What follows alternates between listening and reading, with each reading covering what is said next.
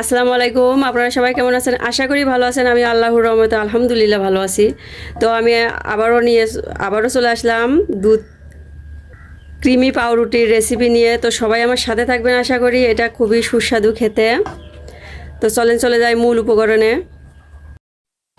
আমি আবারও চলে আসলাম আপনাদের মাঝে পাউরুটির একটা রেসিপি নিয়ে। তো আমি এখানে পাউরুটি নিছি। তো আমি এটা কেটে নিচ্ছি, সাইড দিয়ে কাটবো না, মাঝখান থেকে কেটে নিচ্ছি। কেটে আমি এটা ঘি দিয়ে ভালোভাবে ভেজে নিব। তো মাশাল্লাহ কাটা হয়ে গেছে। আমি এখানে কর্নফ্লাওয়ার নিছি। আমি এখানে কিছুটা কর্নফ্লাওয়ার দিচ্ছি দুধের ভিতরে। আমি আগে দুধটা দিয়ে রেখেছিলাম। তো কর্নফ্লাওয়ারটা দিয়ে আমি ভালোভাবে নেড়ে নিচ্ছি। আমি এখানে কিছুটা ঘি দিয়ে দিচ্ছি, বেশি ঘি দিব না, তেল তেল হলে ভালো লাগে না খেতে আমার কাছে। তো আমি পাউরুটিটা দিয়ে দিচ্ছি।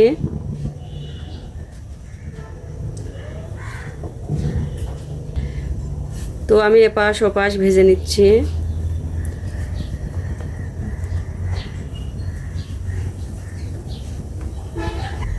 তো আমি আবারও ঘি দিয়ে দিচ্ছি চারিকোল দিয়ে।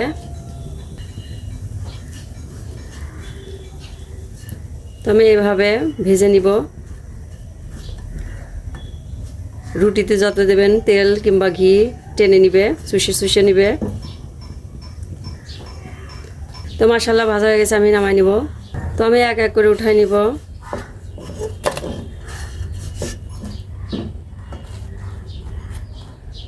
এখানে আমি দুধ দিয়ে দিচ্ছি, জাল করা দুধ ঘিয়ের ভিতরে দিয়ে দিলাম। আমি এখানে সাদা এলাচ দিয়ে দিচ্ছি গুঁড়া, ভালোভাবে মিশাই নিচ্ছি। সাদা এলাচ দিলে ফ্লেভারটা ভালো আসে। আমি এখানে টেস্ট অনুযায়ী চিনি দিয়ে দিচ্ছি। আমি এখন ভালোভাবে মিশাই নিচ্ছি। আমি এখানে কর্নফ্লাওয়ার দিছিলাম, কর্নফ্লাওয়ারটা দিয়ে দিচ্ছি, দিয়ে ভালোভাবে মিশাই নিচ্ছি।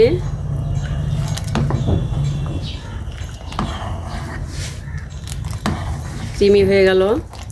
তো আমি এখানে পাউরুটি ভেজে রাখা পাউরুটিটা আমি দিয়ে দিচ্ছি। আমি এখানে এখন আমি এই শিরাটা দিয়ে দিচ্ছি দুধের উপরে।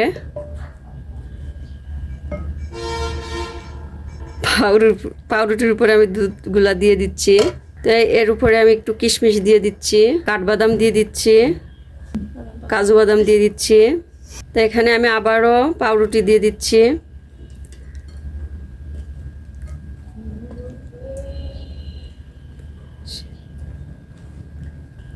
তো আমি আবারও দুধের শিরাটা দিয়ে দিচ্ছি, ক্রিমি। এটা খেতে আসলে সুস্বাদু লাগে। তো আমি এখানে কিশমিশ, কাজু বাদাম, কাঠবাদাম আমি উপরে ছিটাই দিচ্ছি। এটা খেতে অনেক সুস্বাদু হয়। তো হয়ে গেল আমার ক্রিমি পাউরুটির রেসিপি। তো ভালো লাগলে অবশ্যই লাইক কমেন্ট শেয়ার করে দিবেন আপনজনদের সাথে। তো সবাই ভালো থাকবেন, সুস্থ থাকবেন। আসসালামু আলাইকুম, আল্লাহ হাফেজ।